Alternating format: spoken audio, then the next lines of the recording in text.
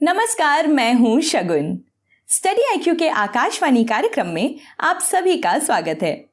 शुरू करते हैं दिन भर की वे जरूरी खबरें जिनसे परीक्षा में सवाल पूछे जा सकते हैं। दोस्तों, आगे बढ़ने से पहले आपको बता दें कि आकाशवाणी की सभी वीडियो अपडेट्स के लिए आप मेरा टेलीग्राम चैनल ज्वाइन कर सकते हैं। तो आइए शुरू करते हैं। State energy and climate index round 1। NITI Aayog ने state energy and climate index जारी किया, जो राज्यों और यूटीज के लिए बेहतर नीतियों की योजना बनाने और बदलती जलवायु के मद्देनजर अपने ऊर्जा संसाधनों का कुशलतापूर्वक प्रबंधन करने के लिए उपयोगी है। राज्य और यूटीज सूचकांक का उपयोग करके बेहतर नीति व्यवस्था विकसित करने की संभावित चुनौतियों का विश्लेषण करेंगे, साथ ही अपने ऊर्जा संसाधनों का बेहतर ढंग से प्रबंधन करेंगे। राज्य ऊर्जा तथा जलवायु सूचकांक यानी SECI का उद्देश्य 6 मानकों पर राज्यों और यूटीज की रैंकिंग करना है।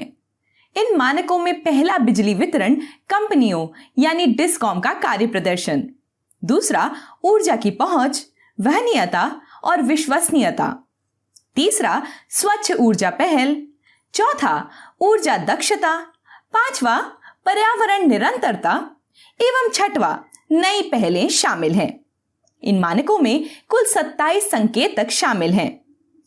SECI राउंड अप 1 के अंकों के परिणाम के आधार पर राज्यों तथा केंद्र शासित प्रदेशों को 3 समूहों फ्रंट रनर्स, अचीवर्स तथा एस्पिरेंट्स में वर्गीकृत किया गया है। राज्यों को आकार और भौगोलिक अंतर के आधार पर बड़े राज्यों, छोटे राज्यों और केंद्र शासित प्रदेशों के रूप में वर्गीकृत किया गया है। गुजरात, केरल और पंजाब को बड़े राज्यों की श्रेणी में टॉप 3 प्रदर्शनकर्ताओं के रूप में स्थान दिया गया है। गोवा छोटे राज्यों की श्रेणी में शीर्ष प्रदर्शन करने वाले राज्य के रूप में उभरा है। इसके बाद त्रिपुरा और मणिपुर का स्थान है। केंद्र शासित प्रदेशों में चंडीगढ़, दिल्ली, दमन और दीव और नगर हवेली शीर्ष प्रदर्शन करता है। आइए देखते हैं अगली खबर। Indigenous intelligent transportation system solutions for Indian traffic scenario launched under in transit 2 program. इलेक्ट्रॉनिकी और सूचना प्रौद्योगिकी मंत्रालय ने इंटेलिजेंट ट्रांसपोर्ट सिस्टम यानी कुशल यातायात प्रणाली के तहत स्वदेशी onboard driver assistant and warning system यानी ODAWS, बस सिग्नल सिस्टम तथा common smart IoT connective software की शुरुआत की है। केंद्रीय सड़क यातायात और राजमार्ग मंत्रालय के अनुसार दुर्घटना के लगभग 84% मामले ड्राइवर की गलती से होते हैं। इसीलिए वाहन चालन में गलतियां कम करने के लिए चालकों की सहायता तथा चेतावनी के संबंध में on board driver assistant and warning system का इस्तेमाल महत्वपूर्ण हो जाता है। ODAWS में चालक के नजदीक आने की निगरानी के लिए वाहन आधारित सेंसर लगाया जाता है। ODAWS एल्गोरिदम को सेंसर के डेटा समझने के इस्तेमाल में किया जाता है। इनसे वाहन चालक को रियल समय में सूचना दी जाती है, जिससे सड़क पर सुरक्षा बढ़ जाती है।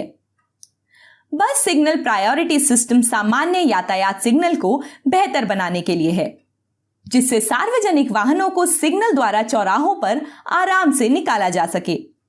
यह प्रणाली सार्वजनिक बसों को प्राथमिकता देकर अन्य वाहनों की देरी में कमी लाएगी।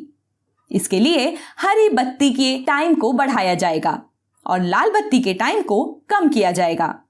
यह प्रणाली उस समय काम करना शुरू कर देगी जब किसी चौराहे पर वाहन पहुंच रहे होंगे। कॉमन स्मार्ट IoT कनेक्टिव यानी कॉस्मिक एक मिडलवेयर सॉफ्टवेयर है, जो उपयोगकर्ताओं तथा विभिन्न क्षेत्रों के सेवा प्रदाताओं को एक सिरे से दूसरे सिरे तक कम्युनिकेशन के मामले में मुक्त इंटरफेस प्रदान करता है। इसका इस्तेमाल स्मार्ट सिटी डैशबोर्ड के संचालन को बढ़ाकर किए जाने के लिए है। आइए देखते हैं अगली खबर। International day of human space flight. 12 अप्रैल को हर साल international day of human space flight मनाया जाता है। 2011 में संयुक्त राष्ट्र महासभा यानी यूएनजीए ने 12 अप्रैल को international day of human space flight के रूप में घोषित किया। 1957 में पहले मानव निर्मित अर्थ सैटेलाइट स्पुतनिक 1 को लॉन्च किया गया था। 12 अप्रैल 1961 को यूरी गगारिन पृथ्वी की सफलतापूर्वक परिक्रमा करने वाले पहले व्यक्ति बने थे। ये एक ऐतिहासिक घटना थी जिसने मानवता के लाभ के लिए अंतरिक्ष में जाने का रास्ता ओपन किया।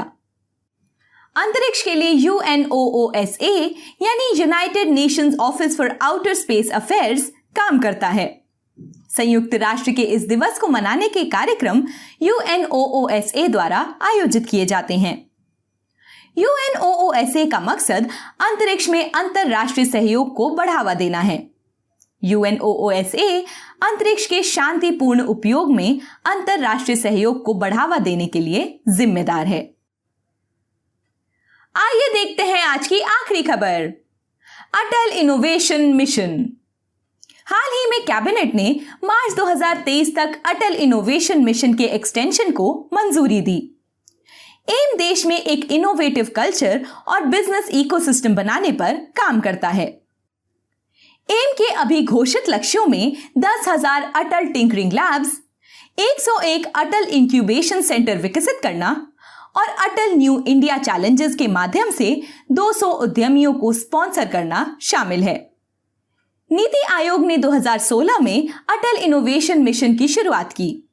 इस मिशन का मकसद स्कूल, विश्वविद्यालय, अनुसंधान संस्थानों, MSME और उद्योग के माध्यम से देश में नवाचार और उद्यमिता की संस्कृति को बढ़ावा देना है। अब आपको एक सवाल का जवाब देना है। अटल इनोवेशन मिशन किसके तहत गठित किया गया है? ऑप्शन ए श्रम और रोजगार मंत्रालय, option B NITI Aayog, option C कौशल विकास और उद्यमिता मंत्रालय और ऑप्शन डी विज्ञान एवं प्रौद्योगिकी मंत्रालय। सही जवाब कमेंट बॉक्स में लिखिए। तो दोस्तों, ये थी हमारी आज की कुछ विशेष खबरें। मिलती हूं आपसे इसी समय। नमस्कार।